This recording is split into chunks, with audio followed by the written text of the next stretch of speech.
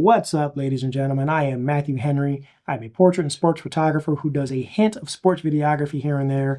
And today, I will be filming a football game in 90-degree heat with my Canon R5 Mark II.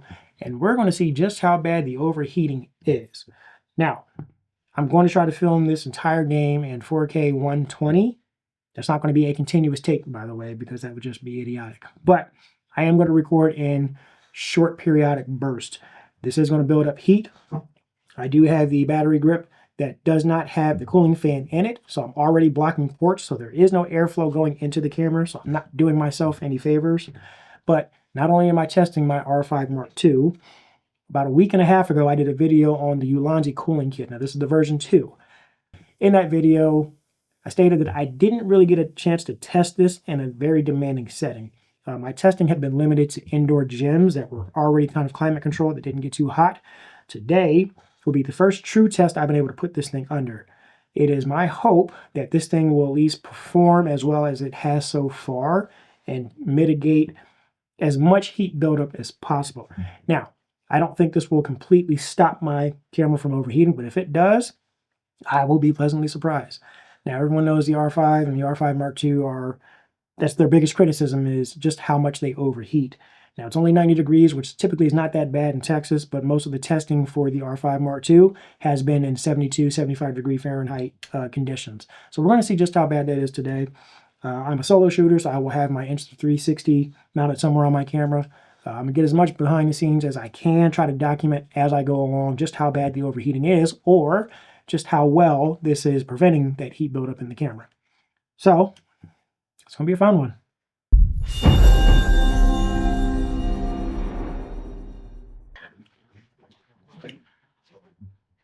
Okay, now it is the very next day, and I want to say that my torture test results from yesterday's spring scrimmage were completely unexpected. And I'm going to go into what my experience was using the Canon R5 Mark II in 90+ degree weather, shooting at 4K 120 frames per second. And I'm also going to go into the results of using the Ulanzi thermostatic semiconductor cooling kit. But before I do that, I want to share some footage with what I was able to capture yesterday. And keep in mind, this is at 4K 120 frames per second. It was about 100 gigs worth of footage and roughly 150 separate clips, all taken within the span of 2 hours, using 4K 120 frames per second. So, take a look.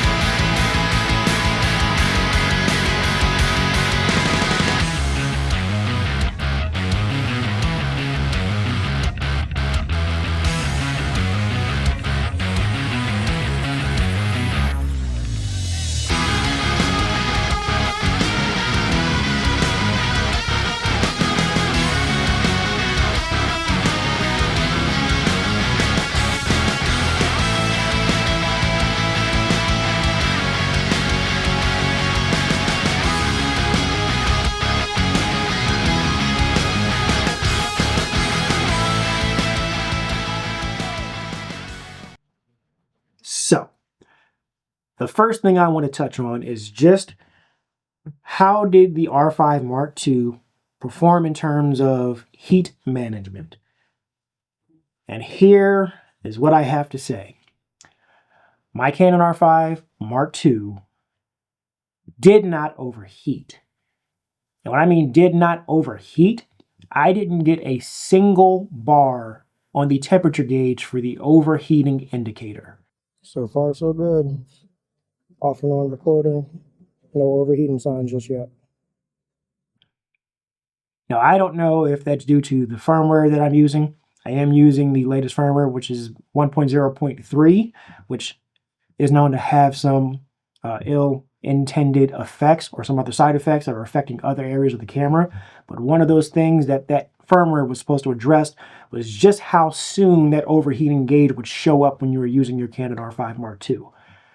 Right, so I've been recording for on and off for about an hour and a half and 90+ degree heat, and I haven't had a single heat warning bar pop up on my R5 Mark II with or without using the cooling fan off and on as well. I haven't even been using that consistently, so I'm actually surprised at how well the R5 Mark II is actually holding up in this heat. So there you go. Like I said, I'm not doing long takes. They're 1.5 minute clips here and there, and I'm actually surprised it's lasting as long as it did. So very impressive. Not a single bar. 90-degree plus weather, filming 4K 120 frames per second. And while I was using the Ulanzi cooling fan, I was using it sparingly. And realistically, I didn't even use an entire battery. When I turn it on, you'll see just how many lights are showing on the battery indicator. It's practically full. So I didn't even rely on this as much as I thought I was going to need to. Okay, so I'm not going to make this video too long, but I am going to say that I think the overheating concerns are a bit exaggerated.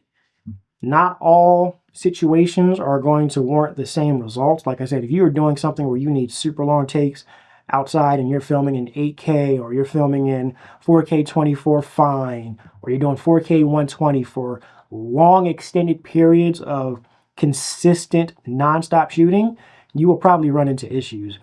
But your sporadic clips that are 1 minute to minute and a half each, and you're spreading those out over the course of a couple of hours, you should be good. But I'm not going to say it's not going to overheat. It will overheat. Like I said, if you push it to those real demanding settings for extended shoot times and long continuous takes, but I mean, I feel like I'm good to go. I'm happy. Still look into this. If you haven't, I did do like a quasi review on it. I'll link that somewhere up here in the title cards. But yeah, I just wanted to share that experience. I am actually really shocked at how well yesterday went. I can't say enough about it. So that's enough, and that's enough to convince you to pull the trigger on it because of my experience, and I'm happy to help. But I have no concerns with overheating at this point. I am legit satisfied and good to go. So that's all I got for y'all today. Catch y'all next time. We'll see what happens next.